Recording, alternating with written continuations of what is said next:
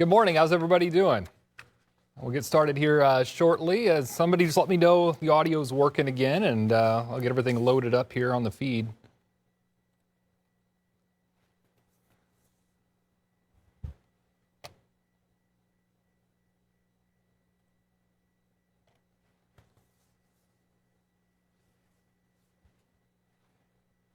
So how's everything going for your Tuesday? Let me know where you're watching from today, too.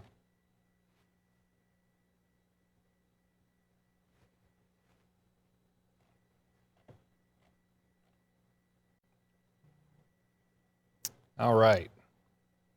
Looks like the audio is working here. So just a few more seconds, so we'll get going here. Yesterday, just for a reminder, if you didn't watch the video, you can go back and you can take a look at it. It was all about volcanoes, and today we're talking about earthquakes, and there's going to be a lot of similarities between the two. Not because an earthquake and a volcano are the same, but because what forms them is very, very similar in nature. So they typically happen around the same spot here. All right, so it looks like we got some more folks joining us. Let me know, comment there, where you're watching from today. Obviously, I'm sure a lot of you are at home or maybe watching on a phone or tablet or something like that, but see where we're at in the area. So we got Tiffin, Old Orchard, Delta. All right, sounds good. All right, so we're going to get started here. This is Getting Schooled. If this is the first time that you've watched, we've done a series here, and we're going to continue to do a series of these episodes over the next several weeks. The state of Ohio pushing back the return to school to at least May at the minimum. So we're going to keep doing this to at least that point, if not later into May, depending on what happens. So we've been, last week we talked all about severe weather, tornadoes, hail, wind, lightning, severe weather safety. Yesterday it was volcanoes in our Earth Science series, and today it's all about earthquakes. What makes the Earth shake? What is the science behind that? So to get started, I want to show you a really cool graphic that we put together here. And this is a look at all the earthquakes that have happened in the United States over the past week. So I call this graphic my earthquake tracker. And we can move it around and we can zoom in. And this is the last week. Now, most of these earthquakes, we zoom into California and out to the west. Look how many earthquakes they've had. This is in the last week. The reason you haven't really heard much about it is if we click on some of these, you see the magnitude there. That number that pops up is a really low number. It's a 1.9. For that earthquake. That's a 1.3. This one's up, I'll get rid of that one here. This one's over towards Nevada. That's a 1.0. This red one means it just happened, and that's a 1.1. That was at 7:03 this morning, so that was 10:03 our time. That was about an hour ago, so it just happened. That's a lot of earthquakes there. All of those they just pointed out, that is highlighted, is below a 2.5, and that's usually the point where you start to feel some of these earthquakes. So if you're out in Los Angeles, they're not even feeling this. This is nothing for them, typically what they can have. They can have some much bigger earthquakes. And usually on my earthquake tracker that we built here, we got different colors, and the brighter and the more vibrant the color, that means it just happened. It wasn't that long ago. If it's green, that means it probably happened 6, 7, 8 days ago, closer to the end of that week time frame. But if we see a big circle, then that means it's a bigger earthquake, and that's how it's designed. So I'm going to take you back out, and I think this is a really cool graphic because it shows other earthquakes. Look at that. There's a little swarm in Oklahoma. These are all little tiny earthquakes too, but there is a lot of oil drilling and fracking that happens out there, and that is actually enhances some of these really tiny little earthquakes that happen. But I actually got an interesting story, and I guess I'll point this out right now. One of my favorite extreme weather stories in my entire career that has nothing to do with weather, had to do with an earthquake. The first time that, or the only time that I've experienced an earthquake, I was living out right here. This is Northwest Arkansas, and I was on the air giving the weather, and right before the weather happened, we had an earthquake. The building started to sway back and forth. At first, I thought it was a big blast of wind that had hit the building, and I went out to try to kind of look around, try to figure out what was happening. I ran over to the radar screen, just to make sure that there was nothing there. And of course, there was nothing there. I knew that, but it didn't register to me right away. Well, we had it was about a 5.4, either 5.4 or 5.5 magnitude. I can't remember which it was, but it happened out here in Oklahoma, closer to Tulsa, kind of where you see this little swarm here. And it started to shake everything in the studio, and it didn't do any damage where we were. It did minor damage in Oklahoma, but it was big enough to really kind of get people's attention. So I'm going to go ahead and on the earthquake tracker, I'm going to zoom way out here. Okay, so you can see, by the way, just confirmation, there is nothing that's happened anywhere near us over the last week. In fact, it's really, really typical. You zoom out, look at Alaska. My goodness, there are earthquakes all over the place up in Alaska. In fact, we could take a little box here, and it should tell us, wrong box. Let's go back. All right. So, there's a lot of things we can do with the earthquake tracker here. Okay, let's go back. Let's try this box right here. 19 earthquakes in that box. Let's try to get a bigger box. We've got 55 earthquakes. 55 earthquakes that have happened in that part of Alaska in the last week. 55 of them. And the largest one that they've had is a 2.5, which means out of all those 55 earthquakes, there probably wasn't anybody that felt any of them at all. We'll go and zoom back out because I want to show you the whole globe, because when you start to really zoom out, you can kind of see what's going on. And these are little earthquakes. Oh, by the way, here's Hawaii. We talked all about Hawaii yesterday and how on the eastern islands, how these are active volcanoes. These islands out here are not, these are not active volcanoes for us right now. They're kind of weakening, but this one is on the Big Island. And it's so active with all that movement of the magma underneath that there's a lot of earthquakes there that happen. All of these have been relatively small. And speaking of the volcanoes that are out there, you can kind of see them towards the top. Like here's the top of one. There's another that's over here. There's even one over in here too. All right, so I'm going to go ahead. I keep getting distracted with my earthquake tracker here. Let's zoom back out. I'm going to show you where some of the bigger ones are. We can go spin around the globe. Now look at these big circles here. Those are bigger earthquakes that have happened. That's out in the Pacific Ocean. That's a 4.4. This one's down close to Costa Rica. It's a 4.6. And there's a 2.7 there. This one's a 4.3. You would be able to feel that. And it wouldn't be a big earthquake, but you'd definitely be able to feel it if you're in that area. Spin it around. There's not really much in the Atlantic Ocean. Keep spinning around. Here's one just north of India. That's a 4.9 magnitude. Here we go. Look at some of those big circles that have happened. Those are bigger earthquakes. Japan's north of us here. This one's a 5.3, 4.6, 4.6. Now this scale goes all the way up to 10 on that scale.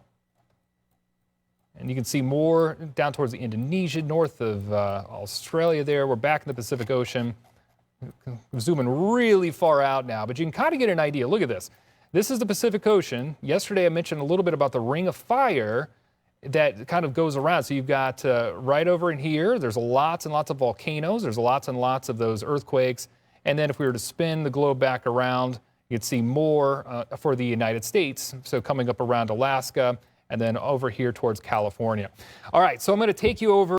I want to show you what's going on some of the videos that we've got too, show you what it looks like on some of these earthquakes. I showed you Alaska, and I believe this first one, this is some video from Alaska here. This is a special report. This happened, oh goodness, a year or two ago now.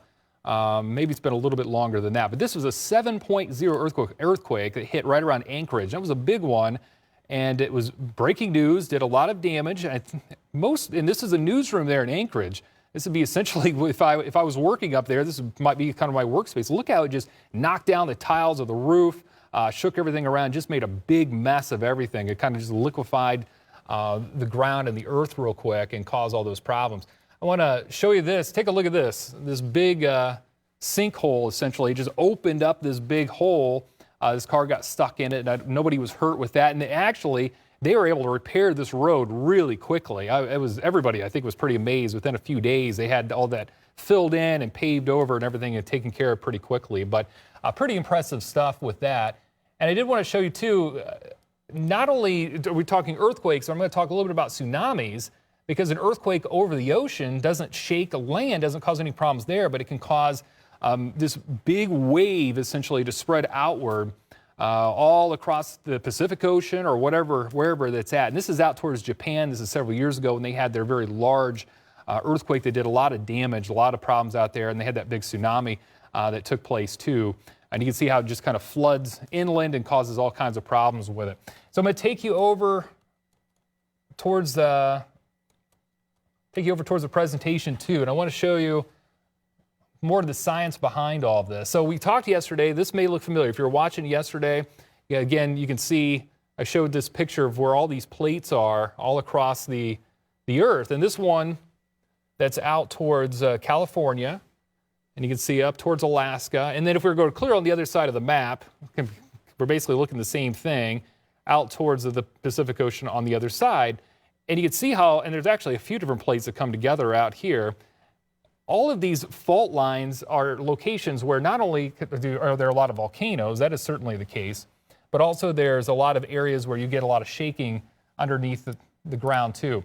So I showed the same image yesterday if you're looking, and yesterday I was talking about the importance of this magma kind of getting squeezed in between these plates and then getting pushed up with all that pressure that causes the volcanoes and causes some of these eruptions here next to the plates. But the other thing that happens with these plates that move all the time is that all this pressure builds up. Like right here's the center of one plate, and you can see how it kind of goes down underneath. Well, there's so much force that's coming up against these plates that a lot of times that they'll come and they'll shift. Sometimes I kind of put my hands together if I'm going to talk to school talks and talking about how there's all this pressure and pressure and pressure, and then finally it slips a little bit and causes that shaking. And that's what's happening here with those earthquakes when they do take place. And that shaking, while it doesn't seem like it may be that big of a deal, there's a lot of energy that gets released. So here's another look at a map, and this is earthquakes, but it also kind of points out the same ring of fire. We talk about the ring of fire kind of going along like this, and that's where all those volcanoes are. Well, this is a map of the largest earthquakes that have happened for 113 years, 1900 to 2013. That's a long, long time, and these are all big, big earthquakes. And when you start looking at the red, those are the magnitudes of 7 to 7.5. The blues actually the highest, the worst. Those are over 8.5 magnitude earthquakes. Those are big ones that are on this map. But you can see down towards Chile and Peru, South America, going all the way up towards Costa Rica, Mexico, California, British Columbia and California, over towards Alaska, the Aleutian Islands, Russia, back towards Japan, and then wrapping all the way around. And then, of course, you do have these little islands out in the middle of the Pacific Ocean, Hawaii being a big one, where you do have a lot of those earthquakes that have happened that have to do with the magma kind of coming up too. So that's a big hot zone. Notice where we live, nothing anywhere close. We've had earthquakes, but nothing to that extent, nothing that powerful here at home. And that's a good thing that we don't have to worry about it, but a lot of the globe does. I did want to show you this too, because when we talk about these numbers, this magnitude, well, that's over here on this scale. So here's a 2 that I just circled in. This is a 3. And then we've got a 5, and a 7, and a 9. And the higher up that scale you go, that's the more violent those earthquakes are. But it's an incredible amount of energy. The amount of energy going from a 5 to a 6 is an extreme amount more. And this scale over here kind of shows how much energy an earthquake is compared to an average tornado. So here's an average tornado. We take that over. The amount of energy released on a scale of a 5.0 magnitude earthquake is about the size of an average tornado, the amount of energy that gets released from it. And then we've got a lightning bolt all the way down here. So I like how this compares with weather. Here's a lightning bolt. We take that over, and that's about, if you can feel an earthquake, it's got the amount of the energy released at least the size of a lightning bolt. But then you go up higher on the scale, and this is an atomic bomb. That's a lot of energy. You go over, that's about a 6.0 on that scale. Mount St. Helens, that volcanic eruption, we talked about that a little bit yesterday. That was out in Washington. That happened in 1980. That was a big one, and that was almost the equivalent of an 8.0 magnitude earthquake. And then you look at some of the world's largest nuclear test, that was about an 8.5. It'd be right here on that scale. And yet, we've had earthquakes even in Even in Alaska, that was a big one. I think it was a 9.2, if I remember right. It was 1964. That's clear on this side of the scale. That was devastating. Absolutely did just level the ground, and there were 2- and 3-story buildings that were just completely taken down, and the whole landscape is totally different. And now they didn't even rebuild in that part of downtown Anchorage, Alaska. They just let the trees grow back and turned it into a park after all that was leveled. And that was an area of downtown Anchorage. So it definitely did a lot of damage, and it's something we can be thankful that we don't have to worry about here in the Great Lakes or the Midwest at all. So tsunamis, I showed you the video of that as well, but that is a really interesting thing that happens when you get an earthquake that happens in the middle of the ocean, because when this plate shifts, it causes a huge ripple so that it pushes up, that energy pushes up in the water, and then on both sides, actually all around it, so to the left, to the right, forward, backwards, everywhere, it kind of pushes up almost this ripple of water, and then it just keeps on going until something stops it. So this could happen 800 miles, 1,000 miles, 2,000 miles away from Hawaii, and yet they could have a tsunami warning 8 hours later, because if there isn't anything to stop that water, it's going to keep on going until it reaches land. And so thankfully in the Pacific Ocean, what they've got is they have several of these little buoys that are just kind of out there, just floating around. And they're really far away from land, and some are closer to land. But when they all of a sudden register this huge wave that's coming at it, it sends out a warning, an alert. It sends it out to Hawaii, it sends it out to Alaska, it sends it out to California, to Oregon, to Japan on the other side of the Pacific Ocean. It sends it out to everybody to let them know what's going on. And then geologists rush in immediately. It doesn't matter if it's 1 o'clock in the morning or 1 o'clock in the afternoon, and they look at that data to try to figure out what's going to happen, and they put out tsunami warnings. And just like we have tornado sirens here that would alert us if there's dangers coming, they have a tsunami warning system that will alert sirens to let these folks know it's time to get to higher ground. And that tsunami, that big wave might be 6 hours away, but it's time to go now. And they can go inland a little bit. Maybe they only have to drive a couple of miles or so, but they can get into a safe spot waiting for that chance for a big wave to come in. And most of the time, it works out to where these tsunami waves might only be a foot high, and it's not that big of a deal. But sometimes it can be 8, 10, 20 feet high or larger than that, and cause a remarkable amount of damage. So tsunamis are a really interesting thing. You don't get a devastating one that happens that often, but they can happen. And it's really important that warning system is out there, and thankfully it is. And so there's a kind of a lot to look at when it comes to that. So I know I ran through quite a bit here, but I want to give another opportunity for any questions. Obviously, we covered quite a bit here over the last couple of days. Volcanoes, there was a lot of information yesterday. So if you had a question, I didn't get to it, I didn't see it, didn't answer it, ask me again. I'll get to that today. I'll do my best anyways. Earthquakes, why do they happen? What's going on with them? Let me know. And tomorrow, by the way, we're going to talk about wildfires. Another thing that we don't really have to deal with here in Ohio that often, but they do out west, and California is a spot where they definitely deal with a lot of that. And there's a lot of interesting science behind why California gets these big wildfires and why we don't.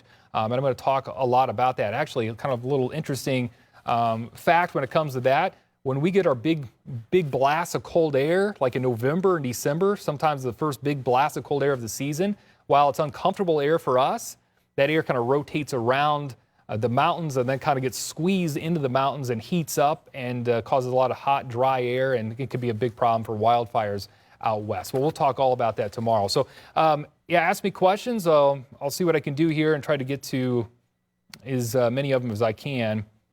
Brianna asking, is that normal for the state of California, earthquakes graphic that you showed? Yeah, that's absolutely normal. And same for Alaska. I think we showed, there's like 55 earthquakes or something in the last week.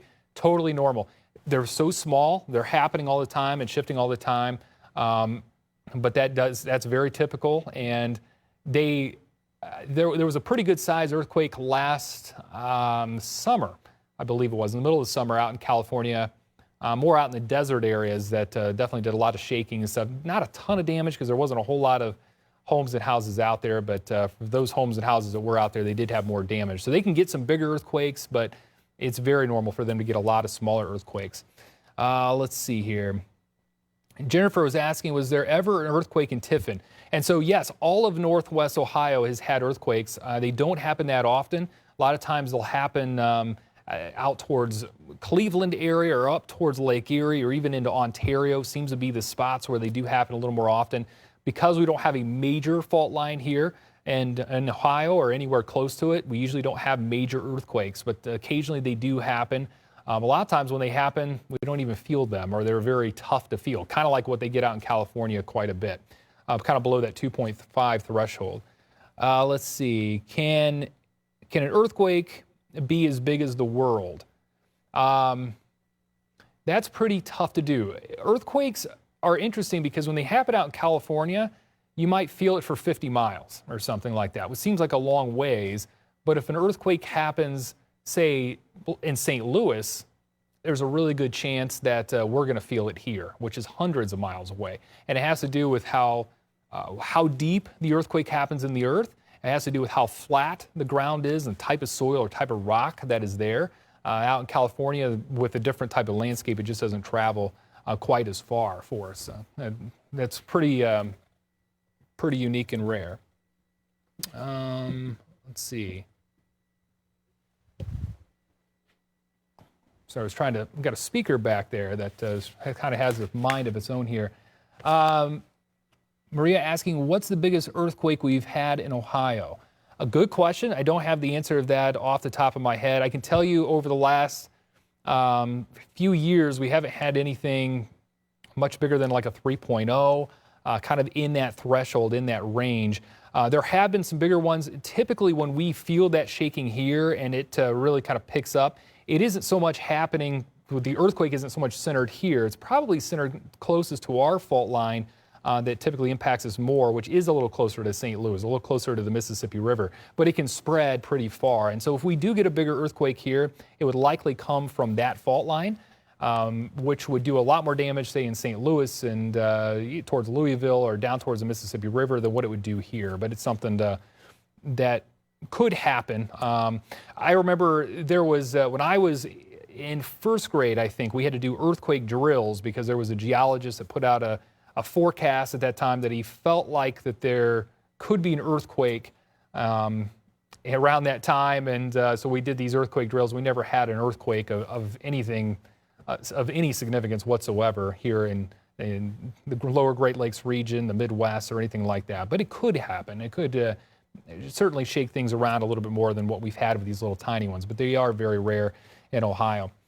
Is there an earthquake alley like Tornado Alley? Courtney was asking that. That's a great question. I would say we don't have, it isn't classified, I never heard it classified as an earthquake alley, but a zone that gets a lot of earthquakes is the zone that we call the Ring of Fire. And it's called the Ring of Fire because of how many volcanoes are next to it, but it is the same zone that has the biggest earthquakes in the entire world. And you think of California, which gets quite a bit, but Alaska has the U.S. record for the largest magnitude earthquake in recent times over the last, say, 50 to 100 years, at least in stuff that we can really measure. And that was a devastating one I was telling you about in Anchorage. It did cause a tsunami. It was just, it was a big, big problem there back in the early 60s. But Chile has had some of the largest earthquakes on record that we know of over the last 100 years. And again, that's right on that Ring of Fire. So that's a really good question. What was the largest ever recorded again? Oh boy, I think it was a 9.5, 9.6. It was very close to that. Again, from what I recall, unless there's been some other information out there, I believe that was in Chile. Again, Chile has had some of the largest earthquakes that we know of over the last 50 to 100 years. Alaska's up high on that list. I think that again was in 1962 or 1964, somewhere around there, and I think it was a 9.1, 9.2, something like that, pretty close to it. All right.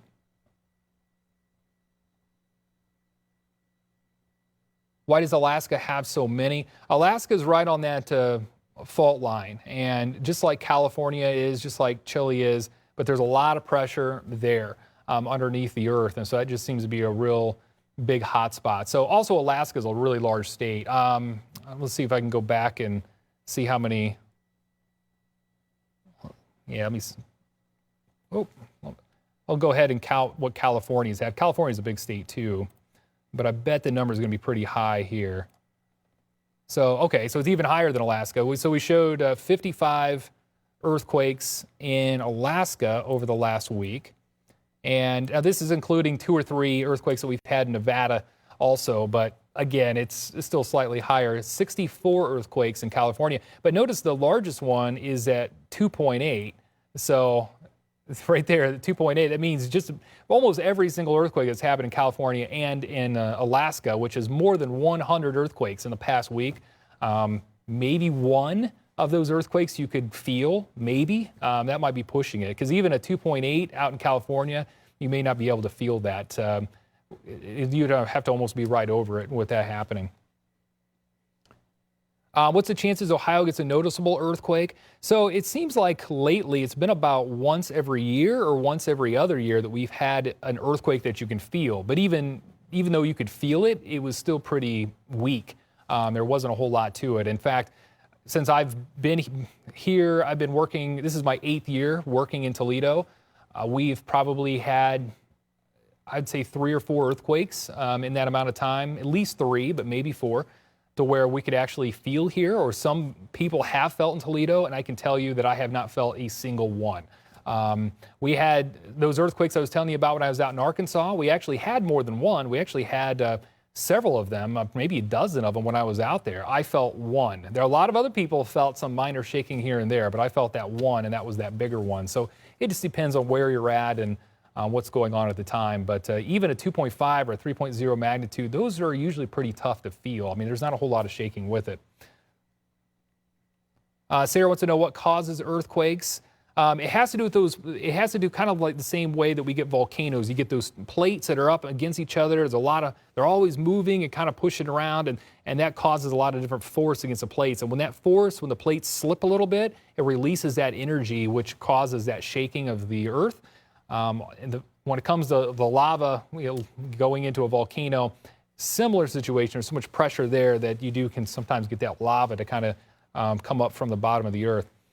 What's inside an earthquake? Melissa was asking this. Good question, Melissa. There's nothing inside an earthquake. It's just shaking. It's just energy that's happening. So you can be close to where the fault lines are at. You're going to be deep into the Earth's crust where that happens, where the center of that earthquake is. But there's nothing physically inside the earthquake. It's just some energy being released from it.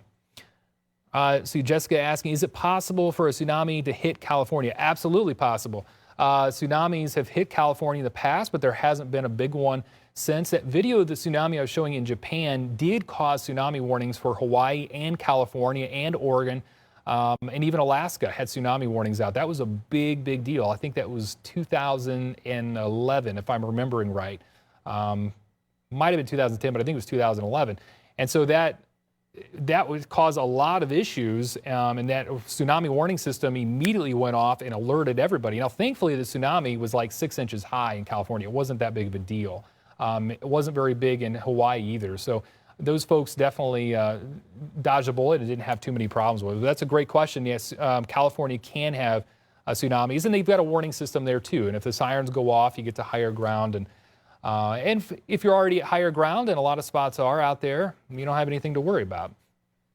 Thomas asking, can we have an earthquake, a tornado, and a volcano eruption all at the same time? You know what? I get those questions a lot, believe it or not. In theory, it could happen, but it's probably pretty tough. I think the two things that are much more likely to happen is a volcano and an earthquake happening at the same time. And I'll tell you why. Because they actually do happen relatively often. Because when a big volcanic eruption goes off, that lava is already shaking the ground and it's already kind of causing an earthquake on its own. So those end up happening quite often. It'd be tough, I think, for a tornado to happen with that. But watch tomorrow, because tomorrow we're going to talk all about wildfires, and there's a fire NATO, and this isn't something that is made up. This is a real thing. So I know yesterday I talked about lightning happening with volcanoes. Come back tomorrow, and we're going to talk about why we sometimes get these fire NATOs that develop in wildfires, and they do happen out in California quite a bit. They probably get more of those than real tornadoes, actually. See Jessica asking, has an earthquake affected a whole state? Yep, absolutely. In fact, California typically doesn't. California is such a large state, and it's out there. It usually affects more of certain areas in Northern California, Southern California might be impacted. You go out farther to the east, you have smaller states, and the way the land is, it's much more on the flat side, and that energy can go much farther before it begins to dissipate and cause a whole lot of issues. So yeah, absolutely. It can cause not only one state, it can impact maybe a dozen states, 20 states all at the same time if it's a big enough and widespread enough. See, Melissa asking, is it possible that there's an earthquake shelter? That's a good question. I haven't really thought of that. Here's what they do, though, out in California and out in these spots that have more earthquakes. They have a different type of building code. And what that means is that when a construction worker is going to go build a house, they know that earthquakes happen in this area. And so they are going to construct that house, or they're going to construct that building differently to where it can basically, it almost has like a suspension on it. It's more flexible with the ground. It can kind of move with the waves of the energy with the earthquake and not get damaged as much. And we actually do the same thing here and across a lot of the country when it comes to tornadoes. There's a different building code that is in place for tornadoes. I remember doing a story down in Arkansas. We had a large tornado go through, and they were talking about how things are a little different. Have to use different types of screws and different types of ways of kind of connecting the house all together. And the biggest thing is in hurricane zones, they also have ways of kind of making these buildings stand up to hurricanes. Now, that doesn't mean a hurricane can't rip it apart or do some damage to it, but it makes them able to stand up to hurricanes a little bit better. So different parts of the country definitely have different types of building codes, different types of construction based off of the type of natural disaster that they can get a little more often. Out to California, they focus in on those earthquakes. So they don't typically have an earthquake shelter, but when they're building the homes, they keep earthquakes in mind a lot more than what we would here because we don't deal with it. Let's see. From Andrew and Nate, what is the biggest earthquake on record? So I mentioned this a little bit earlier and believe it was I'll just double check here, but I believe it was right around a 9.6 earthquake was the biggest earthquake on record. It was down in Chile. Let's see here. Yeah, so right at 9.6. That was down in Chile, 1960. Now, they've had some other ones since then that have also been over 9.0, which is a remarkable amount of power. That was all the way to the top of that peak of the power scale that I showed you. So it's absolutely remarkable there. And again, 9.2, that is unbelievable. That happened up towards Anchorage, Alaska, or at least close to Anchorage, Alaska. I believe it was 1964. Let me or 1962, one of those. Let's see. Oh. Yeah, 1964. But I believe it's a 9.2. Yep, there it is. So 9.2 in 1964. That's where my 2 and my 4s are coming together. But unbelievable what that earthquake did, the damage that was all around with that. Can an earthquake happen on a plateau? Brandon was asking that. That's a good question. They definitely, a lot of times they don't happen on the top of a plateau. They're going to happen deep inside the earth, but the shaking can still make it to the plateau. So that's both kind of a yes and no answer to that one, but that was definitely a good question. Let's see here. Can earthquakes happen in the water? You bet. So Riley was asking that. Good question. Yeah, when the earthquakes happen in the water, and they do happen more often than what we probably think, but that's when you get that tsunami possibility, is when they happen over in the ocean, underneath the water. So that's the big concern with that. Now, I don't know if anybody's asked this question yet. I haven't gotten through all the questions, but just to bring this up so there's nobody that gets too concerned about it, we cannot get a tsunami, not like the type of tsunami that we think of that would happen out in the ocean. We can't get that on Lake Erie. So Toledo's not in danger of getting swept over by a big tsunami that happens on Lake Erie. It doesn't quite work the same way. Not enough water, and we don't have a big fault line underneath of it either, but the ocean has an enormous amount of water compared to what Lake Erie can hold. Becky was asking, can deaths be caused by an earthquake? They definitely can. It doesn't have to do with the shaking itself. It has to do with the debris and things kind of falling in and around you. That's one of the reasons why they try to make sure that they build things up to code the best they can. And also they have earthquake drills. We have tornado drills. They have earthquake drills out there. And it basically consists of, if things start shaking, you put your hands over your head to protect your head. That way if debris falls, that your hands are going to protect yourself. And you try to get under a table or a desk or something like that. That way if something falls, it hits the table and not you, is the biggest thing. Solomon wants to know, how long can an earthquake last? So that's a great question. They can happen in a matter of just seconds. They can happen, if it's a really large earthquake, they can happen for like 5 minutes. It can shake for a long time. But if you get a really big earthquake, then you usually have aftershocks. And aftershocks are earthquakes that aren't as big as the original one, but there's a series of earthquakes that typically happen afterwards, and say the 2 or 3 days after a larger earthquake. That typically is what we see. And so so while you may have the one earthquake that lasts for a couple of minutes or 30 seconds or whatever it may be, you may have others over the course of a couple more days after that.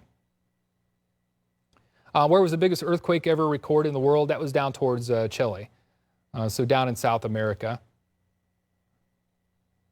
So if Texas is the biggest state, how come there are no earthquakes reported in the state? So Texas, when it comes to outside, Alaska is the biggest, but outside of Alaska, Texas is the biggest, no doubt about it. But you're right, Alaska's got all these earthquakes, California's got all these earthquakes. There isn't anything in Texas. Oklahoma has more earthquakes than Texas, and Texas is probably 2.5, 3 times the size of Oklahoma at least. The reason for that is that there isn't a major fault line that goes through Texas. There really isn't anything to cause that. It's kind of in the middle of one of those plates, just like we are here in Ohio, so we don't get too many of those earthquakes either. Does heat take part in earthquakes?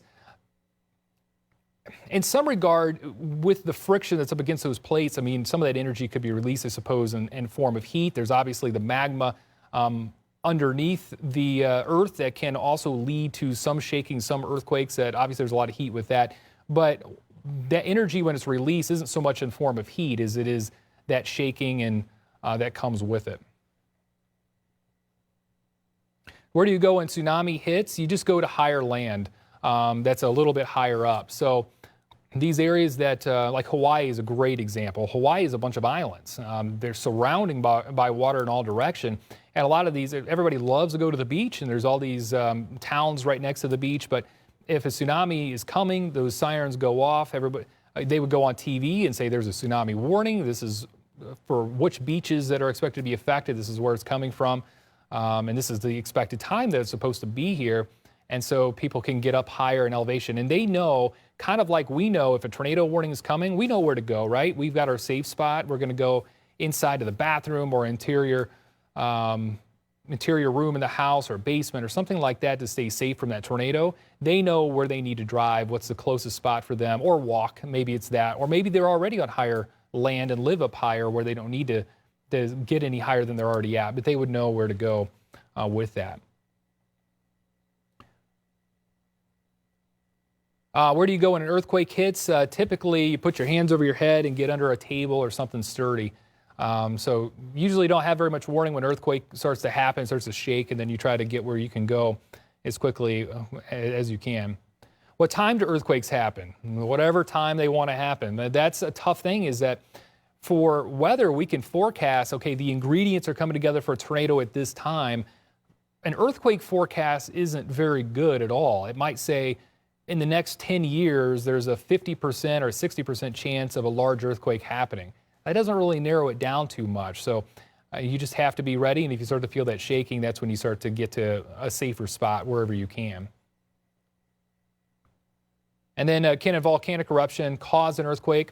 Absolutely can. In fact, when that magma underneath the earth begins to really shift and move and crack and everything else, it sends off usually a series of small earthquakes, which is a warning sign that a volcanic eruption may happen. It's actually, forecasting a volcanic eruption is easier than forecasting a large earthquake at the time and where it's going to happen. No doubt about it.